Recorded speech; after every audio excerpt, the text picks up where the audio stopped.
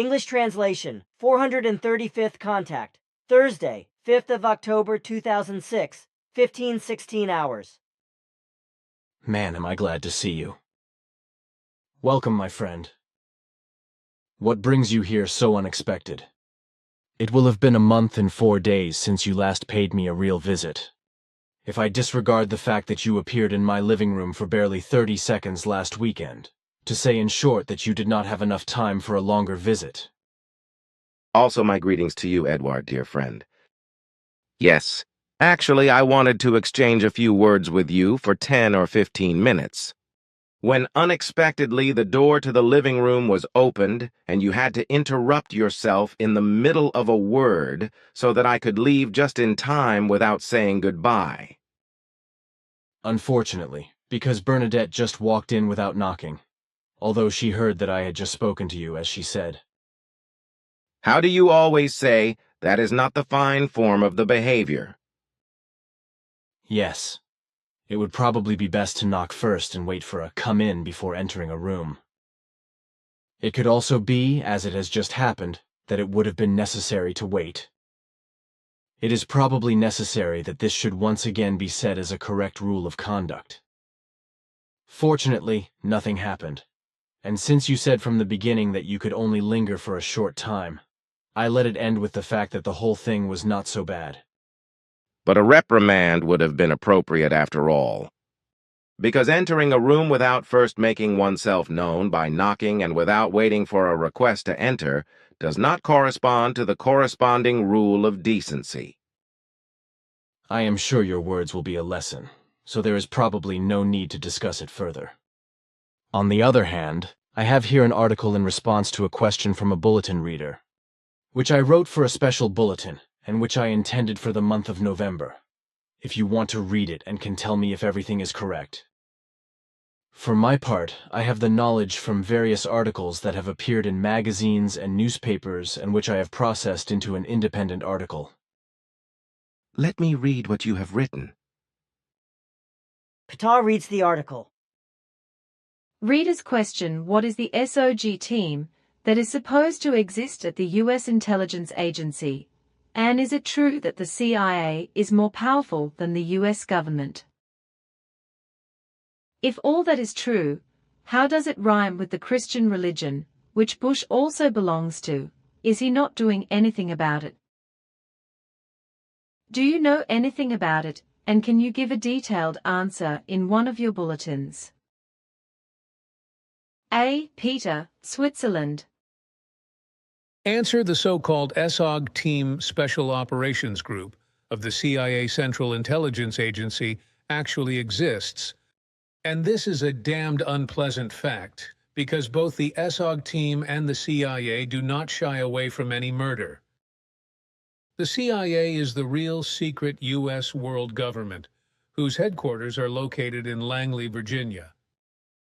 The main task of this secret organization, which functions as an intelligence agency and is a superpower in the superstate, is espionage, for which the U.S. government pumps billions of U.S. dollars into it. It can be said with a clear conscience that the CIA has practically unlimited power and is not afraid of any crime or inhumanity. What the James Bond films call the license to kill for the Crown of England is an absolute reality for the CIA because it has a state license to carry out unlimited mass murder. Nobody really knows how many humans work for the CIA because everything is top secret, and in order to keep it secret, they do not shy away from torture and murder. At the CIA, anyone can get into their crosshairs, even the most innocent. Because for this largest of all espionage organizations, and probably also the largest secret terrorist organization in the world, basically everyone is suspicious and his or her life is not safe. But not enough with that, because no government in the world is able to protect its citizens from the monstrous and criminal machinations of the CIA. The CIA's SOG team is a secret army, equipped with every weapon imaginable, including those that even the U.S. Army can only dream of. The SOG team consists of elite soldiers, recruited from the regular army, Air Force, Navy, and Marines, etc., and trained to be robots of murder and destruction. During operations, they are constantly monitored during their secret operations via encrypted satellite link. If crimes are committed somewhere in the world by the CIA or attacks and wars against any states, it is the secret army SOG that thoroughly prepares every attack. If the attack on Iran planned by the USA since 2002 should actually take place, then it would be secretly prepared by a SOG team in Iran, just as it was the case in Afghanistan and Iraq. The CIA is more powerful than the entire government of the USA, so the latter does not know what the Secret Service is really doing. Not even the U.S. President knows about what the Secret Service, which has become a state within a state, really does and what everything is connected to it. The power of the CIA was already created when it was founded in 1947, so it only took until 1953 before it was exempted from the disclosure of its objectives by a corresponding law, and later on it was explicitly ordered to kill by the government. Apart from the order to kill or murder, the CIA also has the permission to break any law anywhere in the world, except the USA. But the CIA also disregards this prohibition, because if it serves its goals, it does not shy away from killing in the USA. On the 11th of September 2001, the World Trade Center was attacked, and only 6 days later, on the 17th of September, the monstrous thing happened that is unique in all democratic states in our world and therefore has never happened before. The completely irresponsible, sectarian and self-important U.S. President George W. Bush, with his signature, issued a carte blanche for the CIA, authorizing it to imprison or abduct humans even on the vaguest suspicion and to use interrogation methods that are beyond all human rights, human dignity, and humanity. This applies both to al-Qaeda fighters and to humans who are simply suspected of terrorism or of endangering the state, etc., which therefore applies both to clear and suspected persons who are involved in terrorism or who are simply suspected of being terrorists and enemies of the state through denunciation or espionage. And the CIA does not have to justify itself to the President of the United States, the Senate, or the public about these activities, because the CIA is so powerful that it is completely above the government and even controls it. And consider that the CIA is only one of 15 U.S. secret services, but the most powerful one, which even through the other secret services and through the FBI and the police in general, lays out its networks and has them under control. So the CIA is not only the secret service that governs and controls the USA, but the whole world. And anyone who does not play by their rules is summarily and harshly put down. The most radical weapon is the SOG team, that is to say the SOG Army, which is unique in the history of all secret services of the world and whose elite soldiers are merciless killer robots who kill out of lust for killing, do not care about law and order, but only kill blindly if they can only follow their orders. The CIA is indeed a world power, and its crime list is so long that it cannot be measured. In addition to countless other crimes, it is also involved in overthrowing governments, which is why it overthrew the Persian and Iranian governments in 1953, Guatemala in 1954, followed by Chile in 1973, and Turkey in 1980. The CIA did not care about the fact that some of these governments had been democratically elected by the people before, because the only thing that was important to them was that they did not fit into their aims, because they did not flirt with the USA. So they also murdered many politicians or had them killed by paid assassins, like Che Guevara, etc. If the CIA had succeeded, then Fidel Castro would have had to believe it too. But this has not been possible so far, so he is still on the CIA hit list. The CIA intrigues go much further. However, and consequently never can all crimes be uncovered and only a few can be named, such as, for example, the fact that it supported and paid so-called freedom fighters and brutal dictators with money, weapons and military training and guerrilla know-how, and continues to do so, as was the case with Saddam Hussein and Osama bin Laden, among others. Thanks to CIA aid, Saddam Hussein was able to rearm enormously after he had put up a coup in 1979 at the head of the Iraqi regime. While studying at Cairo University, he made his first contacts with the CIA, which, when he came to power, extended its full hands to him. Osama bin Laden was also built up by the CIA together with the U.S. government. Between 1978 and 1992, the Afghan Mujahideen faction was supported with weapons and money in the fight against the former USSR, and well over 100,000 Afghan fighters were trained in special combat camps set up with the help of the CIA.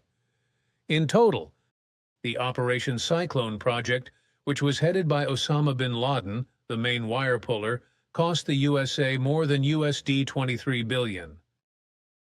The underlying aim was to bring the USSR to its knees on the one hand, and to gain influence in Afghanistan on the other.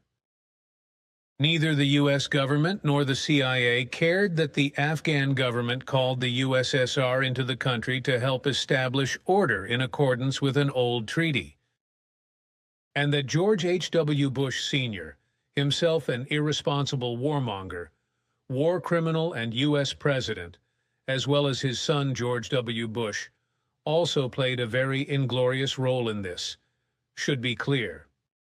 The CIA was not only responsible for the preparations for the military raids on Afghanistan and Iraq, but also for war operations in Nicaragua, San Salvador, Iran and Vietnam, etc., as well as for the worldwide crimes concerning the kidnapping of terrorists or other suspects with regard to alleged threats to U.S. national security.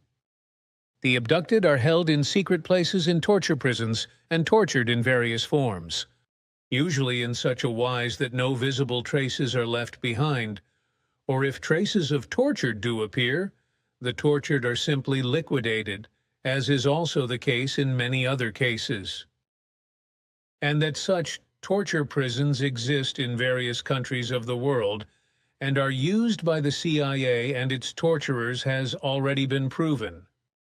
Even the war criminal and completely irresponsible and inhuman evangelical sectarian U.S. President George W. Bush had to openly admit on September 7th that these torture prisons exist outside the USA in various other states. And the whole war criminal and inhuman behavior of the U.S. President, this may well be said, corresponds exactly to the manner of acting and to the love as well as to the justice and charity of the Christian religion, as the whole thing has been practiced by it since time immemorial. This has been practiced by the Christian religion since time immemorial, especially by the Catholic Church, the Pope, his vassals and his flayers, and so on. George W. Bush, who as an evangelical sectarian believes himself to be the avenger of God on earth, and is under the delusion that he must act as the protector of the world, also belongs in the same framework. And for this purpose, all evil and murderous, as well as criminal and inhuman means, are just good and right enough for him, just as also the going over dead bodies en masse is for him, no more and no less, only a means without mercy and pity for the fulfillment of an end, as it was and will continue to be characteristic of his father and other U.S. presidents.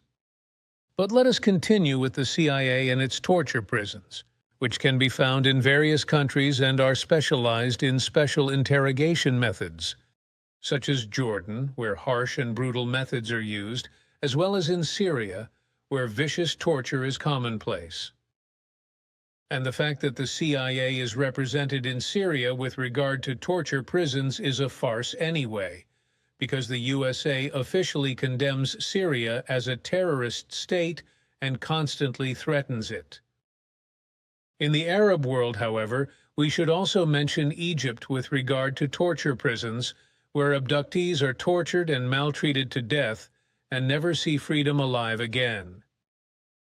If torture is carried out in the name of the CIA and the USA by the torture servants of the countries concerned, the USA and the CIA are said to keep their hands clean. This is not surprising when one considers that in 1996, Washington released 7 manuals based on a U.S. court decision, which not only list interrogation techniques, but also kidnapping, torture, and extortion of people.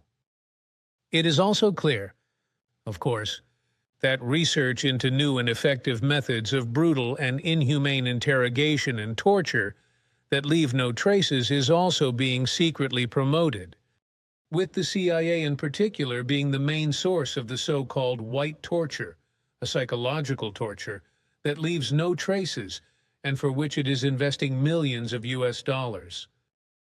These cruel methods of white torture have effects such as electric shocks, noise, silence, bright light, total darkness, sleep deprivation, beatings, stabs with fine needles or forced positions, etc. A cruel method of torture is also the one where a person to be tortured is strapped to a board in a plastic bag, or foil is pulled over his head or laid on his face, and the tortured person is continuously doused with water, which leads to the uncontrolled fear of drowning.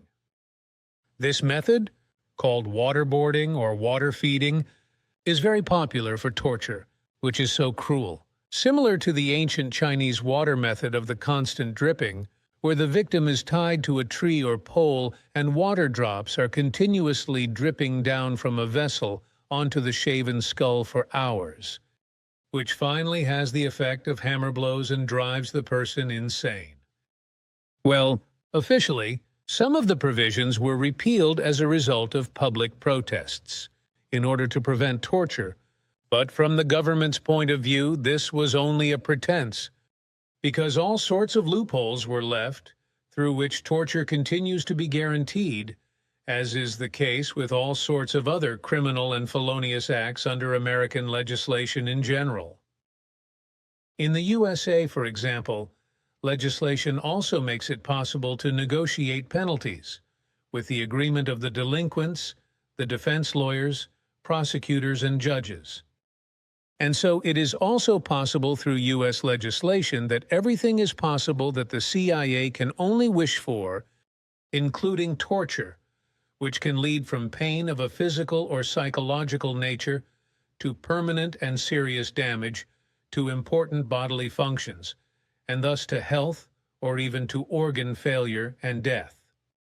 The CIA's boundless brutality and contempt for human life knows no bounds, and anyone who falls under its suspicion and trapping, whether man, woman, children, suspects, or guilty parties, must expect the worst. And all this in the name of the USA and its alleged state security.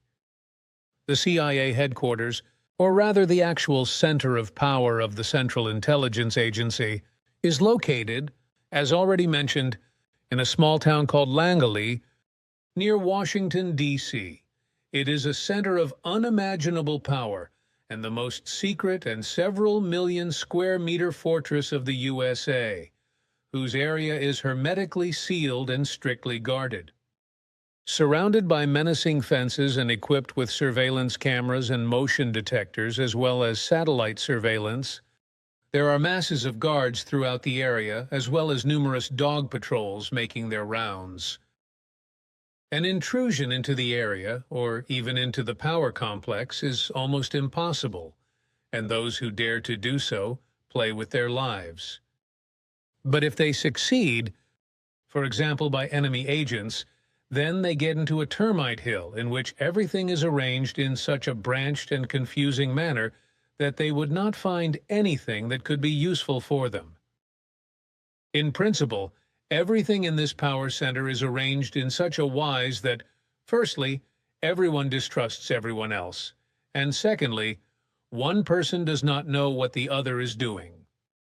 This is not the same as speaking of a CIA family, because the whole system and everything connected with it is nothing more and nothing less than a gigantic network of intrigue, in which for a long time now it has not simply been a matter of spying on hostile or simply foreign states and their agents, but fundamentally it is only a matter of controlling the whole world and bringing it under American rule, as is also the intention of the respective U.S. government.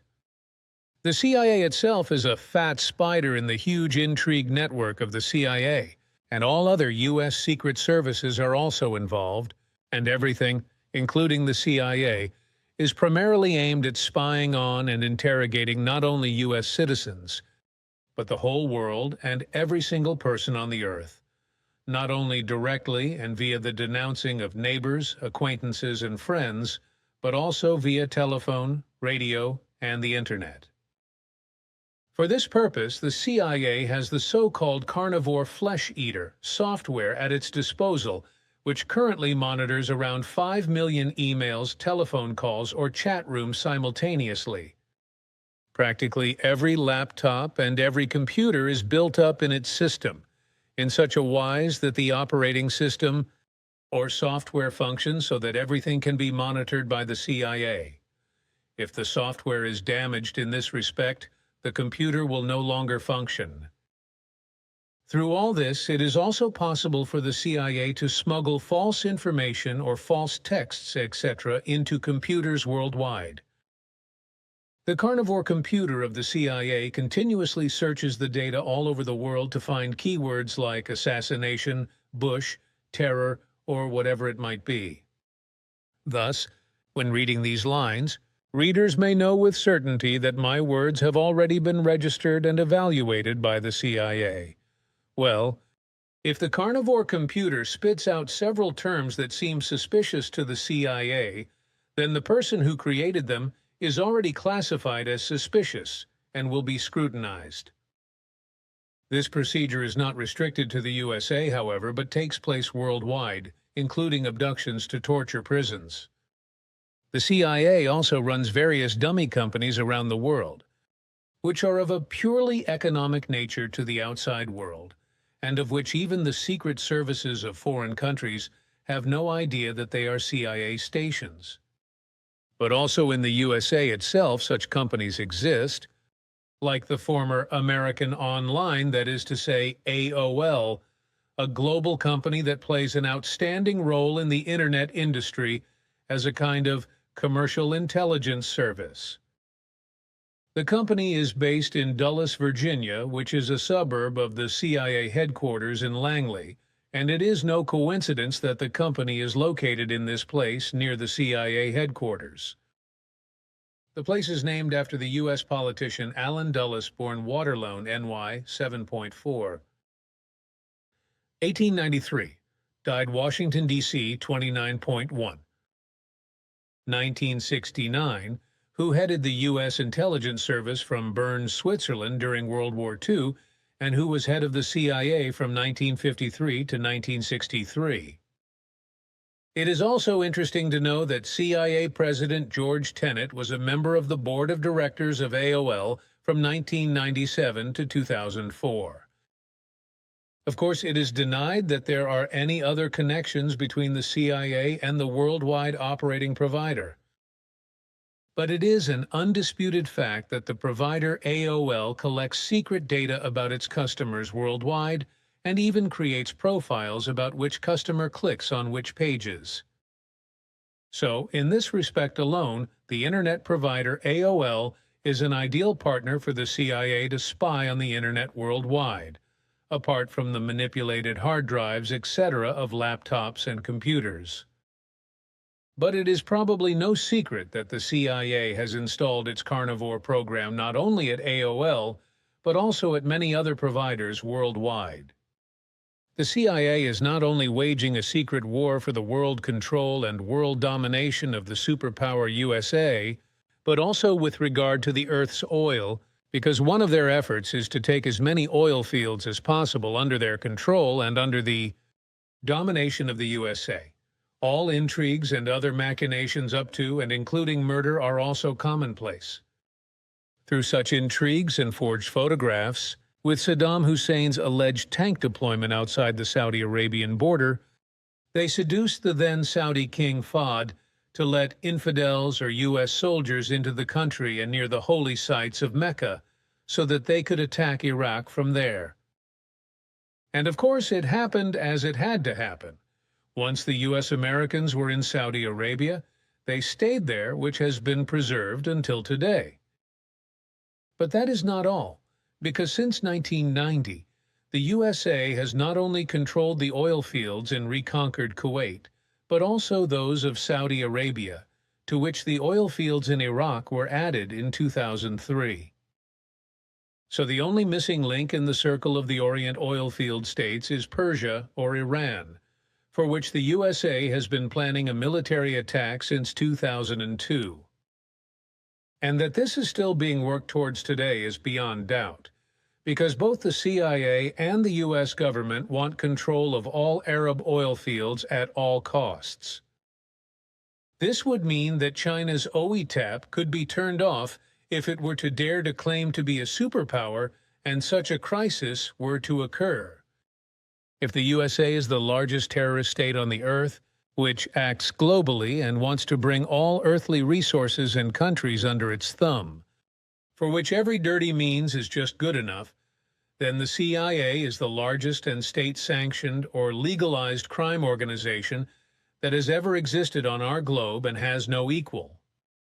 And when, on the 11th of September 2001, the Al-Qaeda terrorists struck in New York, crashing into the two towers of the World Trade Center with two hijacked passenger planes and triggering an inferno, another plane was piloted into the Pentagon, and a fourth one crashed in the state of Pennsylvania. The power of the CIA grew immeasurably. New anti-terrorist laws were created which practically wrote carte blanche for the search for terrorists. The press was muzzled and the CIA was given freedoms so incredible that a normal citizen could not even imagine them. However, this could only have happened as a result of the Al-Qaeda Terrorist Act, which indicates that it was deliberately allowed to happen. The fact is that the CIA, through its spies and informers, was just as fully informed as the irresponsible U.S. President George W. Bush about the terrorist plot being devised by Osama bin Laden. But neither he, the CIA, nor any of the secret services did anything to prevent the disaster. There were several reasons for this. Because, on the one hand, the terrorist attack had to serve to give the CIA even more unlimited power, and, on the other hand, by carrying out this attack with bland and dirty lies, it was possible to dupe the American people and launch the war in Iraq. Furthermore, the expected terrorist attack also guaranteed that the CIA and the other secret services and the U.S. government would not only have to gain more power, but also a larger sum of money, which actually happened when the terrorist act was carried out and claimed more than 3,000 human lives, which both the CIA and U.S. President Bush had to accept with cold calculation. There was no reaction on the part of the Secret Service and Bush or CIA head George Tenet even when, on the 31st of August 2001, the FBI and the CIA arrested an FBI and the CIA suspect in Minneapolis named Zacarias Moussaoui, who, as it turned out, was a replacement assassin in connection with a plane hijacking.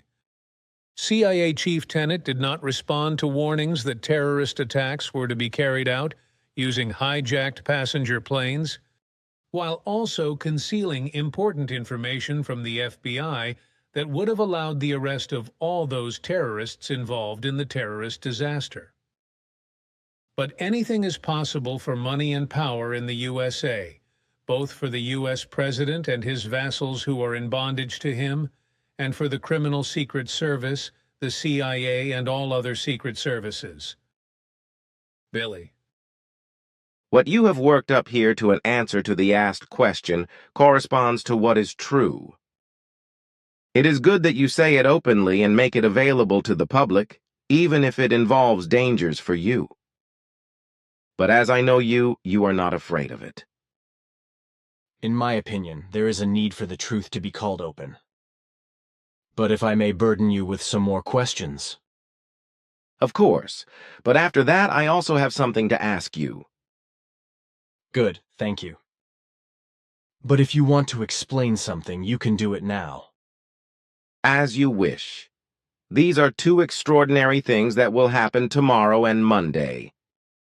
Firstly, in Moscow, the author and journalist Anna Politkovskaya, who is critical of the government, is shot by an assassin because she causes much discomfort for many people and also openly criticized Russian political figures and exposed criminal Russian machinations in Chechnya, etc., which is why she caused discomfort for many Russian politicians because of her stubbornness and steadfastness.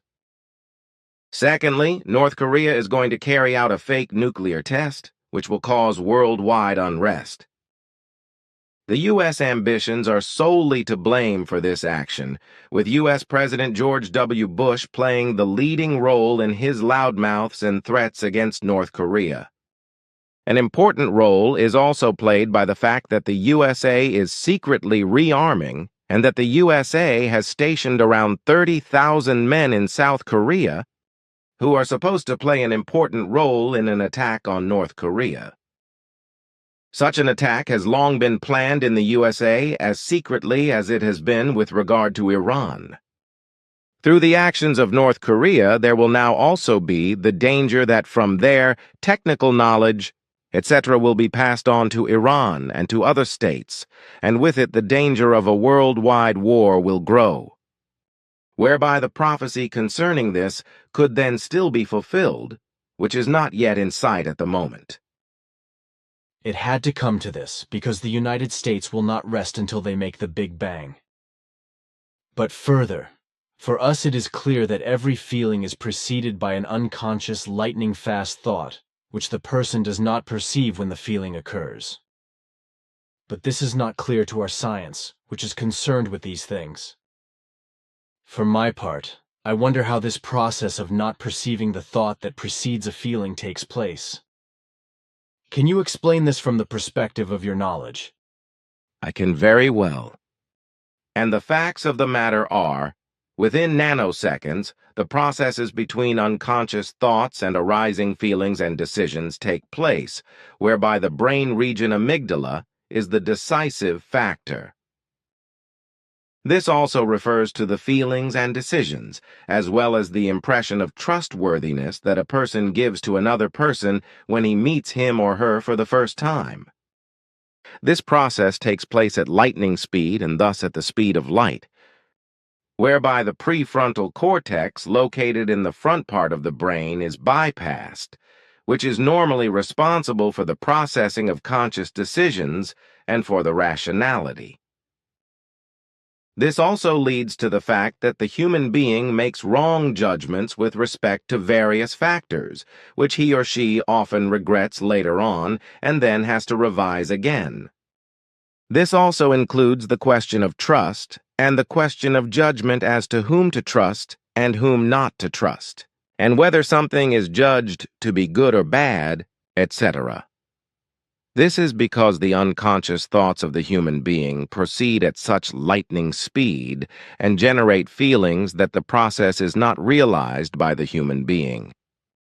Precisely because the prefrontal cortex, or the factor of the rationality, or the voice of the rationality, is bypassed. This, however, has nothing to do with the so-called first thought that arises out of an intuition or out of a presentiment that arises as a product of the subconscious or out of impulses from the memory banks. Then a question regarding migraines, if you can answer me this one. Is there any technological way to counteract them? I may answer this question, because soon the earthly scientists will also come across it and find a technological possibility to counteract this suffering. Through transcranial magnetic stimulation, migraine attacks can be remedied because the magnetic stimulation changes the pain transmission within the front part of the brain, whereby the pain attack is interrupted and the pain can no longer spread. Short and sweet. Thank you, Quetzal, Simya Se and you. You let me know that natural artifacts are found by terrestrial astronauts on Mars. This led to misunderstandings, because it was thought that these were things created by humans. But these natural artifacts, you have explained, are natural things created by the nature of the planet Mars. But what does that mean, natural artifacts? And can you say something about the face of Mars, which really does not exist, but is a natural phenomenon created by a shadow play of a mountain? Natural artifacts, in our sense, are not human-made things and art, but art created by nature, such as various minerals and materials that are created by natural development and are artistic creations. On the Earth, there is a mineral, for example, which naturally forms itself into small, very artistic crosses of life or Christ crosses, while others form small pyramids and cubes, etc. For my part, I have dug rubies that were round and had surfaces all around as if they had been cut. There are also countless crystals, which have the most different forms, and so on and so forth. Do you mean natural artifacts with such artistic things? That was the opinion of my words. But to the face on Mars. The face photographed in 1976 by NASA's Viking 1 probe in the northern hemisphere of Mars is not a monument or sculpture created by Martians or other human beings, but a shadow play on a mountain with unusual shapes. And the red color of the planet Mars is due to iron oxide, as both Simyase and Quetzal and you have explained to me. That is correct. The red color of Mars is based on iron oxide, which is rust dust that covers the planet and sometimes impregnates the atmosphere, especially during storms, which makes the sky reddish. The iron was washed out of the Martian rocks by water, whereby the iron atoms reacted with the water and tore the oxygen out of the molecules and became oxide. All that remained was hydrogen, which escaped into the atmosphere, which in total destroyed the water of Mars. So the visible ice on Mars does not consist of actual water either, but of carbon dioxide, which freezes to dry ice at minus 78.5 degrees Celsius. But these facts are now known to terrestrial scientists as such, even though officially the public knows nothing or hardly anything about them yet. Quetzal once said in the 1980s that the two moons of Mars, Phobos, which means fear, and Deimos, which means horror, will one day plunge to the red planet. When will that be? First, the satellite Phobos will fall to Mars, but it will be torn into several pieces. And as our calculations and a forecast into the farthest future show, this will happen in 43.1 million years. 1.7 million years later, the satellite Deimos will suffer the same fate. Why do certain people seem immune to mosquito bites? Some people secrete a substance or a bodily secretion that scares off the insects. One more question regarding the biblical account of the tree of knowledge. Do you know what kind of tree that was? We do indeed have knowledge of this. But it says that it is not a real tree as such, but a bush tree, which was native to the Orient thousands of years ago, but today is only found in the tropical rainforests of West Africa. The natives living there chew the yellow root as a remedy against fatigue and hunger, although the danger level of the poison is extremely high. This is a bush tree or shrub, which I know very well myself, and which grows to a height of about 2 meters, has yellow roots and lanceolate leaves, which are opposite and grow to a length of 14 centimeters. The flowers of the bush tree are white and have pink spots. The inflorescences are umbel-like and the fruits are berries. The plant's poison, a hallucinogen, is ibogaine, which is over 100 times stronger than the LSD you know, which has a similar effect. Ibogaine is not addictive, but can be used to the contrary, slowly but surely neutralizing any other psycho drug and curing a drug addiction, because the parts of the brain affected by a psycho drug regenerate. Ibogaine is also helpful in increasing libido, treating impotence, and as an anti-pain drug, especially for toothache. The tree bush belongs to the canine poison family, Apocynaceae, and its actual drug is called Radix tabernanthe, Tabernanthe radix, iboga, or baka root. The taste is bitter and anesthetizes the tongue when chewed. The main active ingredients are found in the seeds as alkaloids. I will note here how to write this down when you retrieve and write down our conversation. Catharanthin, plus vofillin and coronardin. The root contains about 1% indole alkaloids, ibogaine, ibogamine, and tabernanthine. With regard to symptoms of poisoning, the following can be said. The root has a very intoxicating and arousing effect and causes hallucinations. In too large doses, the poison causes movement disorders and paralysis. This is much more enlightening than I expected. But thanks a lot. Then I have a question regarding the Swiss anti-racism law. Did you know that our federal counselor Christoph Blocher visited Turkey and said that this law had to be revised because it did not comply with the freedom of expression? For my part, I think that federal counselor Christoph Blocher is the only real federal counselor and the only one who actually represents the interests of the Swiss people as well as those of our country, while all the others are renegades who only represent their own interests and those of the EU. As far as the anti-racism law is concerned, I can see that it is good in the sense that people of different races must not be discriminated against on the basis of their origin and faith.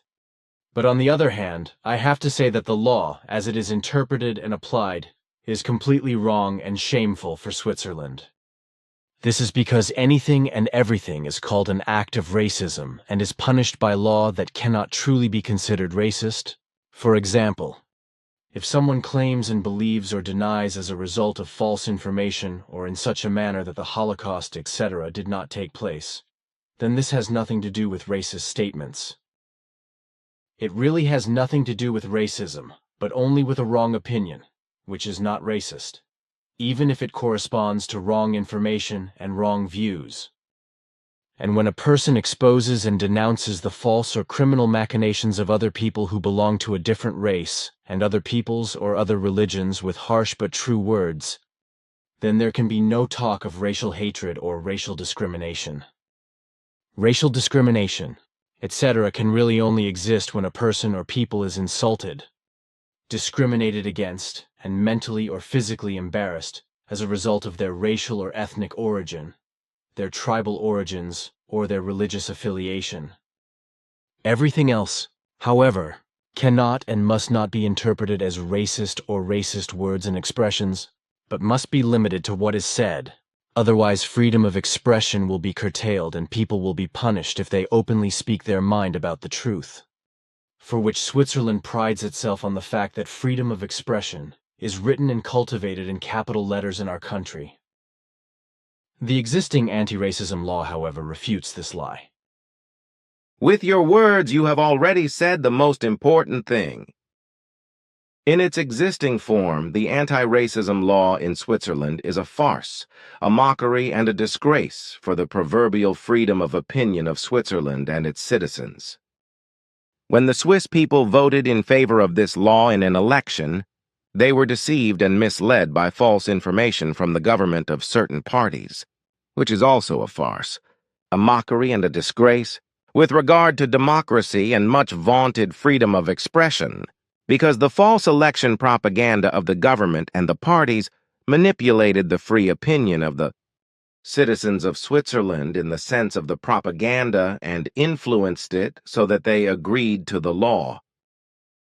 In a real and liberal democracy, election propaganda is in any case unlawful, regardless of whether it is carried out by the government itself, by individuals, or by parties. This fits in with my view of a liberal democracy. But tell me, Pata, can you tell me how the structures of the northern lights actually come about? Because our scientists still do not know. The structures of the auroras are created by the constantly and extremely rapidly changing electromagnetic oscillations that emanate from the Earth, although the one with its forces also plays a certain role. It is the Earth's electromagnetic fields that oscillate at breakneck speed high above the north and south poles. The penetration of the solar corpuscular particles in the Earth's atmosphere at an altitude of 70 to 100 kilometers causes the gas particles above the magnetic poles to light up, so it can be seen how the auroras constantly change shape and move at breakneck speed. Twitching around, I guess you could say. Quetzal once told me what Mitra or Mithra means, but I forgot the answer. I remember that he explained that it was the so-called bishop's hat. It is the bishop's mitre that is called that. The interpretation of this in relation to the word is hat of evil. Yet a question. You told me that you possess a piece of material that is 38,038,000,000 years old. But our astrophysicists always speak of our material universe being only 13.7 billion 13,700,000 years old. How does that make sense?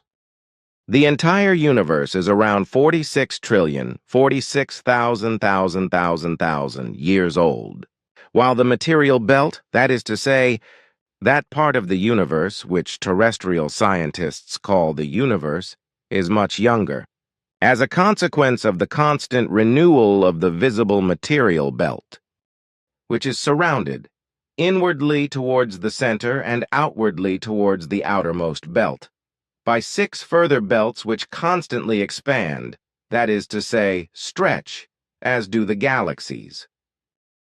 While the material universe belt, or the visible material part of the universe, which is wrongly called the universe by Earth humans, is also constantly expanding or expanding, but it is also constantly changing and renewing itself, which happens about every 49,049,000 years, as our latest research, which was only recently completed, shows.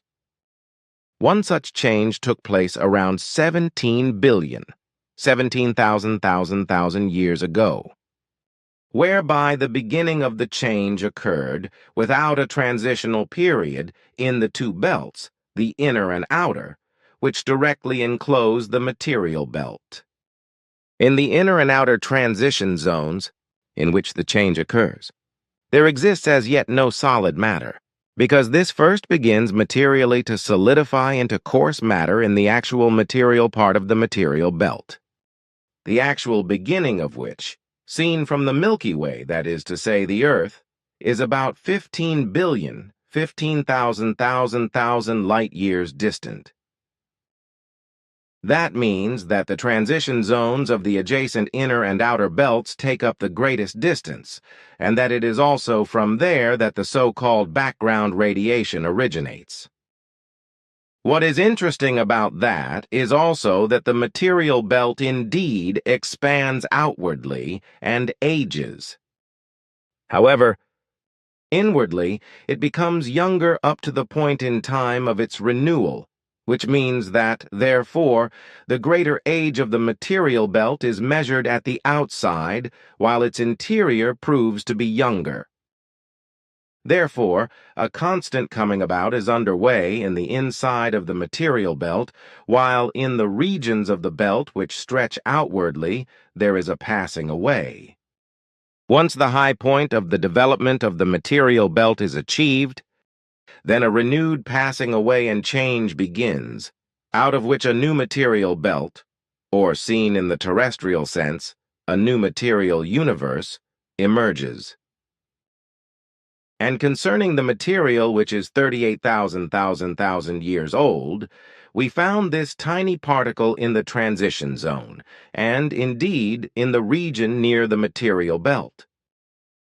If I am right, then that means that our material belt, That is to say, our visible material part of the universe will persist for 32,000 more years before a transformation occurs again. And how must one imagine this transformation? The entirety of the coarse matter material of every kind renews itself. Consequently, therefore, new galaxies, stars, and planets, and so forth, come into existence. With this transformation, which takes place within about 2,000 years, certain residues remain, which are deposited both in the transition zones and in the material belt as dark energy and as particle-like dark matter, which can, with special technologies, be captured and measured. This dark matter is, therefore, very much older than the actual coarse matter material of the visible material belt. That is to say, than the visible part of the universe, which is mistakenly referred to as the universe by the Earth humans. Although this material belt constitutes only one part out of the 7 parts which make up the actual universe. Then another question concerning your old age. What is the reason for your average age of 1,050 years? That would be interesting for us to know for once, if you are allowed to talk about it. The why is not a mystery, but the how.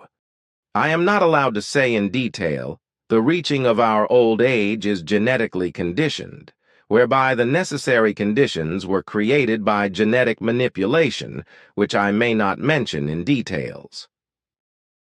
However, I can say a few words about one factor of the entire genetic manipulation, namely, that a genetic change in connection with oxygen is extremely decisive. Too much oxygen is a factor of destruction for the human organism, at least for us and for terrestrial humans and various other humanities. So this evil had to be remedied by genetic manipulation in the wise that by gene modification, the organism produces many more antioxidants, while free radicals are also very much reduced, etc. Then oxygen is not so valuable for the human organism. In smaller quantities already, if the organism produces enough antioxidants. But this does not only refer to humans, but also to animals and the world of animals.